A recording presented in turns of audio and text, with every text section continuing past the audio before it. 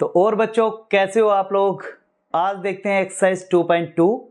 तो देखो एक्सरसाइज 2.2 का जो हमारा पहला टॉपिक है वो है आपका relationship between zeros and coefficient of a polynomial, और इसी के बेस्ड पहला क्वेश्चन है। तो पहले इस टॉपिक को समझ लेते हैं, उसके बाद में हम फर्स्ट क्वेश्चन करेंगे। तो टॉपिक क्या है आपका, वो कह रहा है relationship between zeros and coefficient of a polynomial. कह रहा है कि अगर एक पॉलिनोमियल है उसके जो कोफिशिएंट होते हैं और उनके जो जीरोज होते हैं उनके बीच में रिलेशन है कुछ। आओ उसे डिफाइन करते हैं पहले। तो अगर मैं एक पॉलिनोमियल की बात कर रहा हूं तो मैं यहाँ पे एक क्वाड्रेटिक पॉलिनोमियल की बात कर रहा हूं सबसे पहले तो। और देखो आपको पता है कि जो क्वाड्रेटिक पॉलिनोमियल होता है उसकी मैंने स्टैंडर्ड फॉर्म बताई है ax square plus bx plus c। ये मैंने किसी क्वाड्रेटिक पॉलिनोमियल की स्टैंडर्ड फॉर्म आपको बताई थी, ठीक। इसके अंदर a और b जो है वो कोफिशिएंट है और c जो है वो कांस्टेंट टर्म है। तो अगर मैं कोफिशिएंट की बात करूं यहां पे तो वो है a और b। कांस्टेंट टर्म की बात करूं वो है c, ठीक। तो वो ये कह रहा है जो इसके कोफिशिएंट और ये कांस्टेंट है इनके बीच में और जो इसके जीरोज हैं उनके बीच में एक रिलेशन फाइंड आउट करो, मतलब उसके बीच में जो रिलेशन है उसको एस्टेब्लिश करना है। तो देखो सबसे पहले तो हमें ये जानना होगा कि जो एक क्वाड्रेटिक पॉलिनोमियल होता है उसके जीरोज कितने हो सकते हैं। तो मैंने आपको बताया था कि किसी भी क्वाड्रेटिक पॉलिनोमियल की जितनी डिग्री होती है मैक्सिमम उसके उतने ही जीरोज हो सकते हैं। देखो इसकी डिग्री है 2, तो इसके जो क्वाड्रेटिक पॉलिनोमियल्स के जीरो होंगे वो होंगे 2, मैक्सिमम 2 हो सकते हैं। तो जीरोज से मैंने मतलब बताया था, अगर मैं जीरोज की बात कर रहा हूं किसी भी पॉलिनोमियल की तो जीरो का मतलब मैंने बताया था सॉल्यूशन ऑफ द पॉलिनोमियल। किसी भी पॉलिनोमियल का सॉल्यूशन जो होता है वही जीरो होता है। या मैं दूसरी टर्मों में कहूं कि द वैल्यू ऑफ एक्स की वैल्यू जो होती है वही उसका सॉल्यूशन होता है, वही इसका जीरो होता है। तो देखो अगर इसकी डिग्री 2 है तो यहाँ पे भी x के 2 ही सॉल्यूशन आ सकते हैं, मतलब 2 ही जीरो हो सकते हैं। तो मैं उनको थोड़ी देर के लिए एज्यूम कर लेता हूँ। मैं कह रहा हूँ लेट से कि जो 2 जीरो आएंगे उसको मैं मान लेता हूँ, जो जीरो आएंगे उनको अल्फा और बीटा मान लेता हूँ, ठीक है। ग्रीक लेटर होते हैं ये अल्फा और बीटा। मैंने इनसे डिफाइन कर दिया है कि इसके जो सॉल्यूशन आएंगे x के वो अल्फा और बीटा आएंगे।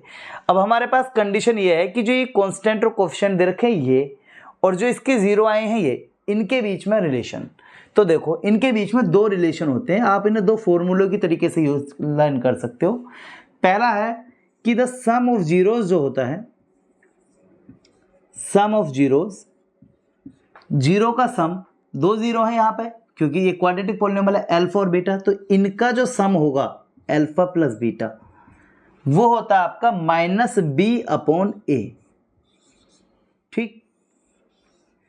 देखो यहां पर b और a जो हैं आपके कोफिशिएंट हैं और अल्फा और बीटा आपके जीरोज हैं।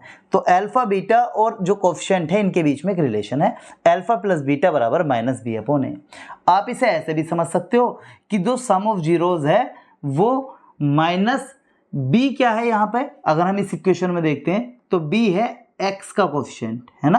तो इसे लिख सकते हैं कोफिशिएंट ऑफ x अपॉन में, और a क्या है, a है आपका x स्क्वायर का कोफिशिएंट, तो आप बोल सकते हो कोफिशिएंट ऑफ x स्क्वायर।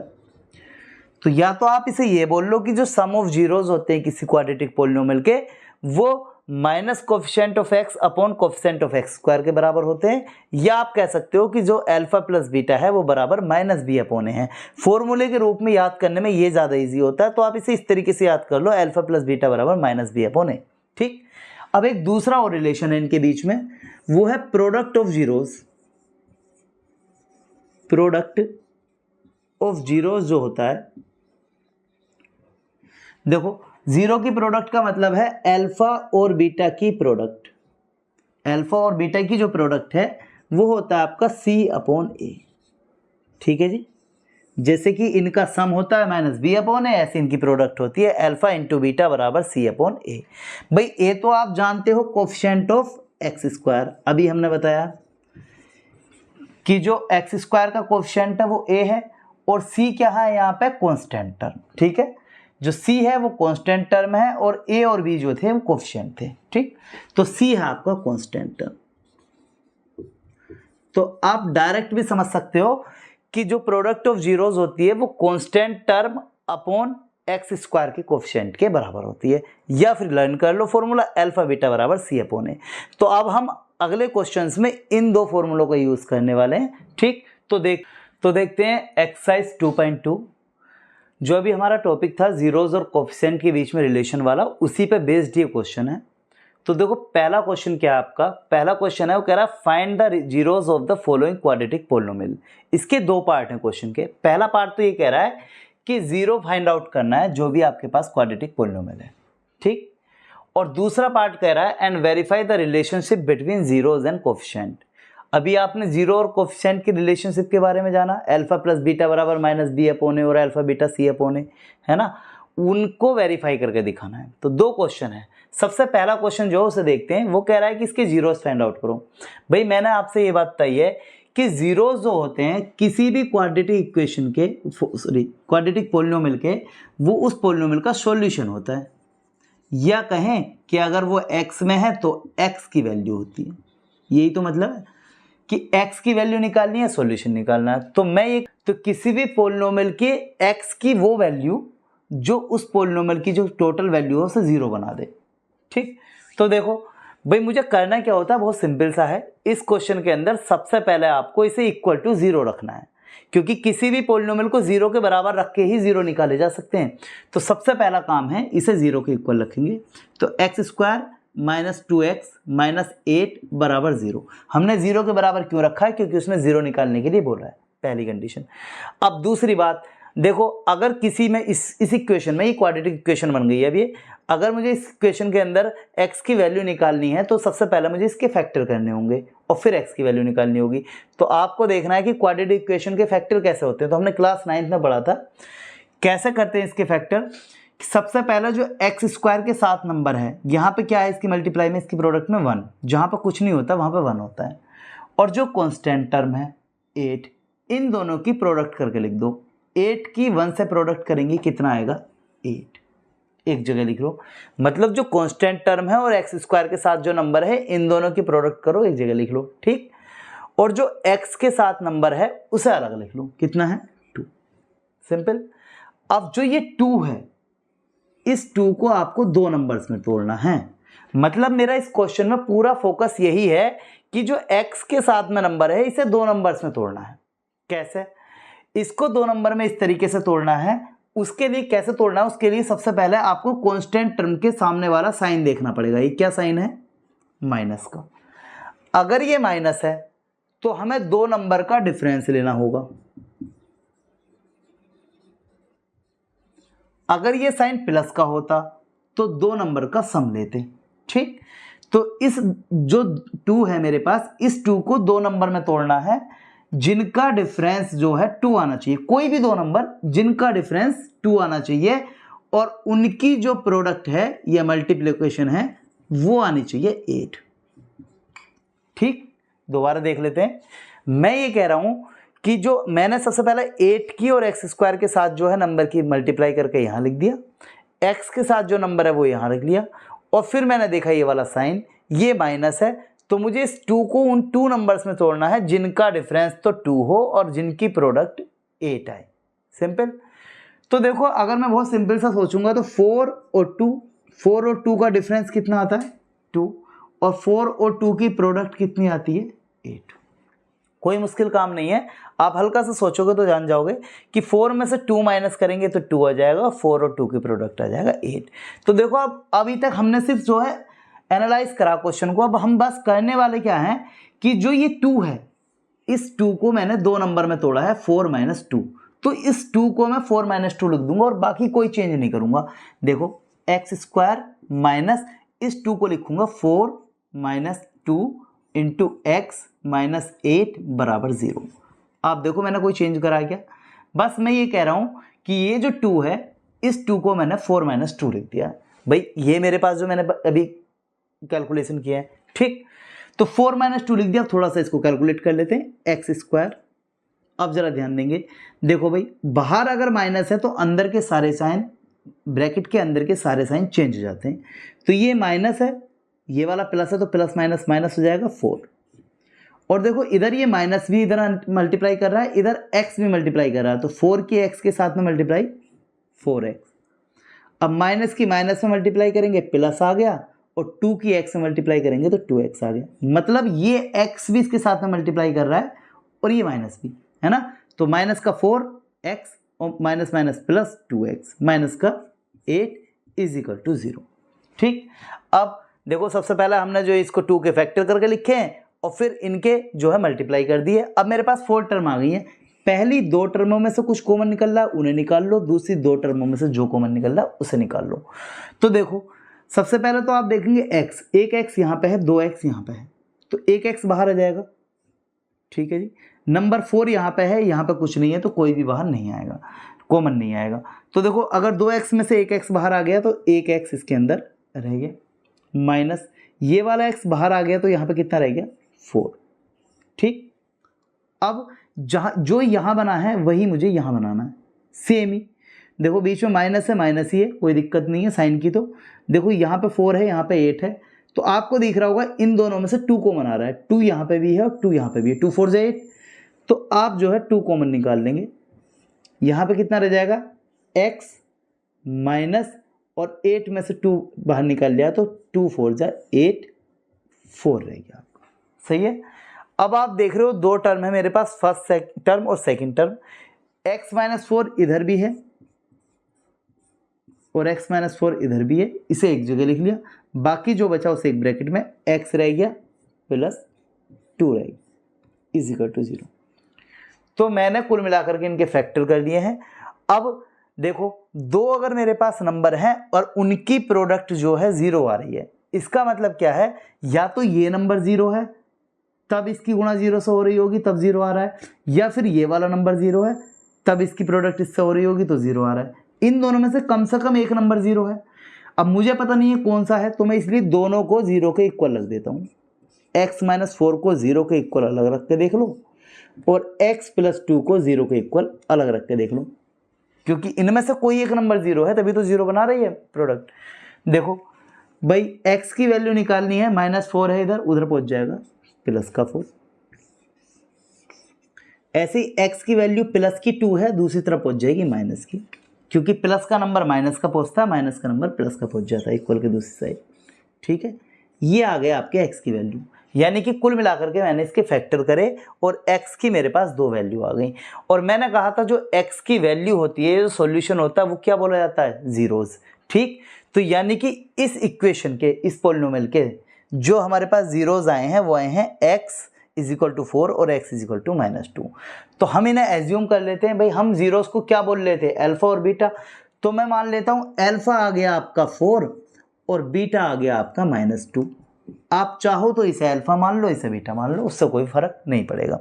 तो यहाँ पे मैंने एक जीरो को अल्फा बोल दिया और दूसरे को बीटा बोल दिया, क्योंकि ये x की वैल्यू ही तो है, तो अल्फा और बीटा आ गया मेरे पास। ठीक है, ये तो था मेरे पास पहला पार्ट। क्वेश्चन में उसने बोला है कि सबसे पहले आपको जीरोस फाइंड आउट करने हैं। सिर्फ अगर इतना क्वेश्चन देता तो मेरा आंसर आ गया था कि 0 है इसके 4 और -2। ठीक, लेकिन इसने एक सेकंड पार्ट भी दिया है। वो कह रहा है find the relationship between the zeros and coefficient. Coefficient और जीरोस के बीच में रिलेशन फाइंड आउट करना है। भाई इसके लिए तो मेरे पास 2 फॉर्मूले हैं, अभी हमने देखे थे इससे पहला टॉपिक। क्या होता है जीरोस और कोफिशिएंट के बीच में रिलेशन, अल्फा प्लस बीटा जो जीरोस का सम होता है वो होता है -b/a। एक दूसरा रिलेशन और होता है कि जो दोनों जीरोस की प्रोडक्ट होती है अल्फा इंटू बीटा, वो होती है c/a। ठीक, अब यहाँ पे a, b और c क्या है, ये हमें इसी पॉलिनोमियल से पता चलेंगे। जो x² के साथ में होता है वो a होता है, x के साथ में होता है वो b होता है और ये कांस्टेंट टर्म c होती है। मतलब अगर मैं इसे स्टैंडर्ड फॉर्म से कंपैरिजन करूं, ax² plus bx plus c, तो देखोगे x² की जगह x² है, a की जगह यहाँ पे क्या है, जहाँ पे कुछ नहीं होता वहाँ पे 1 होता है, तो a कितना है यहाँ पे 1। x की जगह पे, x से b की जगह पे कितना, -2। ठीक, तो b की वैल्यू है -2 और कांस्टेंट टर्म c है, c की वैल्यू कितनी है यहाँ पे -8। तो अगर मैंने इक्वेशन से a b c की वैल्यू कंपैरिजन करके निकालनी है, वो आई है 1 -2 और -8। ठीक, अब देखो मेरे पास अल्फा और बीटा की वैल्यू भी है और ए बी सी की वैल्यू भी है, इनके अंदर रखूंगा और अपना दोनों साइड इसकी वेरीफाई करके दिखाऊंगा, क्योंकि इसने रिलेशनशिप को वेरीफाई करने के लिए ही बोला है। ठीक, बहुत सिंपल है। पहले आपको जीरोज निकालने, उन्हें अल्फा बीटा मान लेने, दूसरी टर्म में आपको ए बी और सी की वैल्यू इस पॉलिनोमियल से फाइंड आउट कर लेनी है। ठीक, तो देखो अल्फा की वैल्यू जो मेरे पास है वो है आपके पास 4 और बीटा की है -2। तो अल्फा की वैल्यू है 4 और बीटा की है -2। ठीक, देखो यहाँ पे प्लस का साइन है, प्लस का लगा लो, बीटा की जगह है -2। ठीक, is equal to minus b की जगह कितना है -2। देखो ये माइनस ऑलरेडी यहाँ पे है फॉर्मूले में और बी की वैल्यू -2 है तो दो जगह लिखा जाएगा, अपॉन ए की वैल्यू कितनी है अपने पास 1। ठीक, अब हमारा काम यह है कि लेफ्ट और राइट साइड दोनों इक्वल आनी चाहिए, तभी हम बोलेंगे कि वेरीफाइड है कंडीशन। देखो भाई 4 अब प्लस माइनस होता है आपके पास -2 इज इक्वल टू, और माइनस माइनस होता है अपने पास plus is equal to 2 upon में 1। ठीक है जी, भाई प्लस माइनस माइनस होता है और माइनस माइनस मल्टीप्लाई में प्रोडक्ट में प्लस होता है, माइनस माइनस प्लस। ठीक, तो 4 में से 2 गया, 2 बचा, और 2 को 1 से डिवाइड करेंगे तो 2 ही बचेगा। आप देख रहे हो कि लेफ्ट और राइट साइड दोनों इक्वल आ रही हैं, तो मैं कह रहा हूं कि जो लेफ्ट हैंड साइड है वो वेरीफाइड हो रही है और राइट हैंड साइड के इक्वल आ रही है। ठीक, ऐसे ही जैसे हमने एक पार्ट को करके दिखाया है, ऐसे ही हम इसके सेकंड पार्ट को भी करके दिखाएंगे कि जो दो जीरोस का प्रोडक्ट होती है वो c अपॉन a के इक्वल आती है। तो अल्फा था हमारे पास 4 इंटू बी की वैल्यू थी, बीटा की वैल्यू थी -2 इज इक्वल टू, देखो c है मेरे पास यहाँ पे -8 और a की वैल्यू है मेरे पास 1। ठीक है जी, तो 4 की 2 से मल्टीप्लाई करते हैं, आता है 8 माइनस का माइनस, और माइनस का 8 ऐसे ही रहेगा, 1 से डिवाइड करो तो सेम ही रहता है नंबर। ठीक, तो इसका जो लेफ्ट हैंड साइड है वो राइट हैंड साइड के इक्वल आ गया है, और यही इसने प्रूफ करने के लिए बोला था, वेरीफाई करने। सेकंड पार्ट देखो, सेकंड पार्ट कह रहा है 4s square minus 4s plus 1, वही है, पहले 0 फाइंड आउट करने हैं, फिर 0 और इनके जो कोफिशिएंट है उनके बीच में रिलेशन को वेरीफाई करना है। ठीक, तो देखो सबसे पहले जब भी 0 फाइंड आउट करने होते हैं तो तुम्हारे पास जो पॉलिनोमियल है उसे इक्वल टू 0 रखना पड़ता है, उसके फैक्टर करने पड़ते हैं, जो भी वेरिएबल दे रखा उसकी वैल्यू फाइंड आउट करनी होती है। तो देखो 4s square minus 4s plus 1 is equal to 0। ठीक, अब इसके फैक्टर करेंगे। मैंने आपको बताया था जो कांस्टेंट टर्म है और जो s स्क्वायर के साथ आ रही है, पहले यहाँ पे x था, x और s से कोई फर्क नहीं पड़ेगा, वो वेरिएबल ही है, 1 की 4 के साथ में मल्टीप्लाई करके एक जगह लिख लो, और जो s के साथ में नंबर है उसे एक जगह लिख दो। ठीक, ये जो s के साथ वाला नंबर है इसे 2 नंबर में तोड़ना है, और ऐसे 2 नंबरों में तोड़ना है जिनकी प्रोडक्ट तो आए 4, जिनकी प्रोडक्ट तो आए 4। अब आओ आप इस वाले साइन पे, ये वाला दिख रहा है आपको प्लस वाला, प्लस आ रहा है तो सम की बात करेंगे, और अगर ये साइन माइनस का है तो डिफरेंस की बात करेंगे। तो इस 4 को ऐसे 2 नंबरों में तोड़ना है जिनका सम तो आए 4 और उनकी प्रोडक्ट आए 4।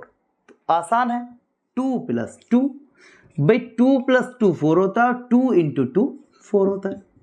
ठीक है जी, तो आपको ये बात समझ में आई कि ये जो 4 है इसे मैं 2 प्लस 2 में जोड़ लेता हूँ, 2 प्लस 2 लिख दूंगा बस, और कुछ नहीं करना, चेंज कर दो।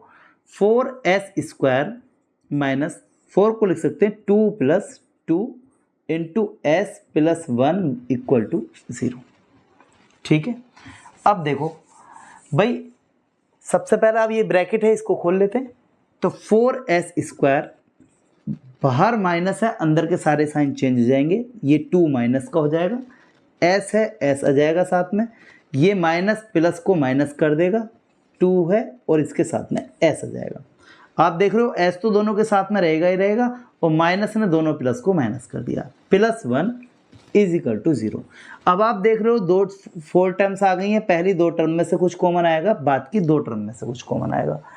तो देखो अगर इन 2 टर्मों में से मैं कुछ कॉमन निकालता हूँ तो देखो s यहाँ पे भी है और s यहाँ पे भी है, एक तो s आ गया कॉमन। आप देख रहे हो 2 यहाँ पे भी है और 2 यहाँ पे भी है, क्योंकि 4 को 2 डिवाइड कर देता है, 2 2 जा 4, तो 2 तो है ही है, कॉमन निकालेंगे। देखो एक दो एस में से एक एस बाहर आ गया, एक तो एस रह गया यहाँ पे, और 4 में से 2 बाहर आ गया तो 2 दूनी 4, 2 बार 2 रह गया, ठीक है। माइनस देखो एस भी बाहर आ गया और 2 भी बाहर आ गया, जहाँ पे टोटल चीज़ बाहर आ जाती है वहाँ पे 1 रह जाता है, ठीक। क्योंकि मैंने आपको इससे पहले भी ये बात बता रखी है कि अगर लेट से कि मेरे पास 2 नंबर हैं 6 और 10 और मुझे इसके अंदर से कॉमन लेना है कुछ, तो आप कहोगे इनके बीच में से आ रहा है कॉमन 2, यहाँ पर रह जाएगा 3 और यहाँ पर रह जाएगा 5।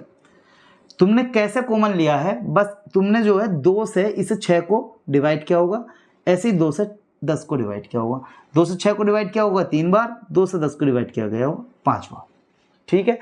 तो जब हम कॉमन लेते हैं तो बेसिकली हम डिवाइड ही कर रहे होते हैं, है ना। तो अब अगर आपने 2s में से 2s कॉमन ले लिया तो 2s से 2s को डिवाइड ही तो करा होगा, कितनी बार जाएगा 1 बार, तो 1 रह गया। तो जब भी जहाँ से कुछ भी कॉमन नहीं, सारी चीज़ें बाहर निकल जाती हैं, वहाँ से 1 रह जाता है, सिंपल।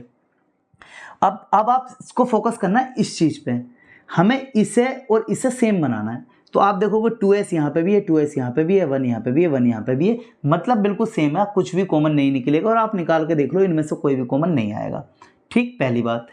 दूसरी बात हमें ये देखनी है, देखो यहाँ पे है -1 से पहले, यहाँ पे 1 से पहले क्या है प्लस। अगर साइन सेम है तो आप प्लस कॉमन लेंगे, और साइन डिफरेंट है तो माइनस कॉमन लेंगे, क्योंकि माइनस जो है साइन को चेंज कर देता है। तो मैंने कौन सा कॉमन लेना है, साइन यहाँ से माइनस। क्यों ले रहा हूँ, क्योंकि इस वाले प्लस को माइनस कर देगा, इस वाले माइनस को प्लस कर देगा, माइनस साइन बदल देगा, ठीक। माइनस कॉमन आ गया, और जहाँ से कुछ भी कॉमन नहीं आता वहाँ से क्या आ रहा है 1, क्योंकि अगर कहीं से कुछ कॉमन नहीं आ रहा है इसका मतलब 1 आ रहा है, क्योंकि हम ये बात जानते हैं 1 तो हर नंबर को डिवाइड कर ही देता है। कॉमन का मतलब मैंने क्या बताया, डिवाइड करना, ठीक। तो अगर मैं यहाँ से ये -1 कॉमन ले रहा हूँ तो मतलब मैंने कुछ भी कॉमन नहीं लिया, तो 2s का तो 2s रहेगा, -1। देखो ये वाला माइनस था प्लस हो गया, ये वाला प्लस था माइनस हो गया, क्योंकि मैंने माइनस बाहर ले लिया कॉमन, ठीक, इजिकल टू 0। इस माइनस का यही फायदा रहा, ये वाले माइनस का कॉमन लेने का, कि ये माइनस प्लस हो गया और ये वाला प्लस माइनस हो गया, ठीक। अब आप देख रहे हो कि 2s - 1 पहली वाली टर्म में भी है और 2s - 1 दूसरी वाली टर्म में भी है, तो 2s - 1 कॉमन ले लो, बाकी जो बचा उसको एक तरफ लिख दो, 2s बच गया और -1 बच गया, भाई 2s बच गया यहाँ से और -1 यहाँ से, इजिकल टू 0। जो हमने लास्ट क्वेश्चन में किया था कि अगर 2 नंबर की प्रोडक्ट 0 आ रही है तो या तो ये 0 है या तो ये 0 है, एक नंबर तो 0 होगा तभी तो 0 बन रही होगी प्रोडक्ट। तो मैं दोनों को अलग अलग 0 रख लेता हूँ, मुझे नहीं पता है कौन सा नंबर 0 है, तो 2s - 1 इजिकल टू 0 और 2s - 1 इजिकल टू 0। इस नंबर को अलग 0 के बराबर, इस वाले को अलग 0 के बराबर। हमें तो अल्टीमेटली s का मान ही निकालना है, क्योंकि वही तो हमारा 0 है। तो देखो 2s माइनस का 1 है, उधर पहुंच जाएगा प्लस का, माइनस का नंबर प्लस में पहुंचता है, प्लस का माइनस में पहुंचता है दूसरी तरफ, ठीक है।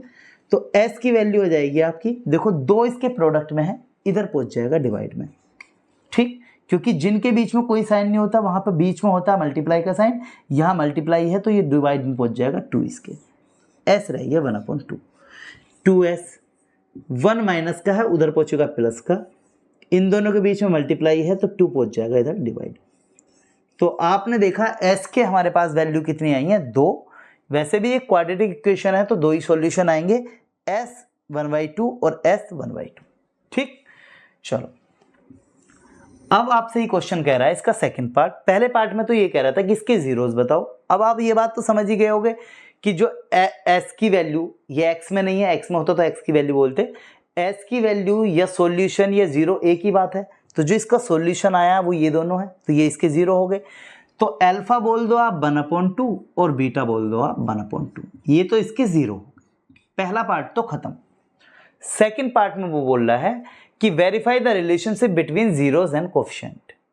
जीरो और कोफिशिएंट के बीच में कोई रिलेशनशिप होता है, आप कहोगे हाँ होती है, और वो होती है आपकी alpha plus beta equal to -b/a, और दूसरी होती है alpha into beta equal to c/a, ठीक है।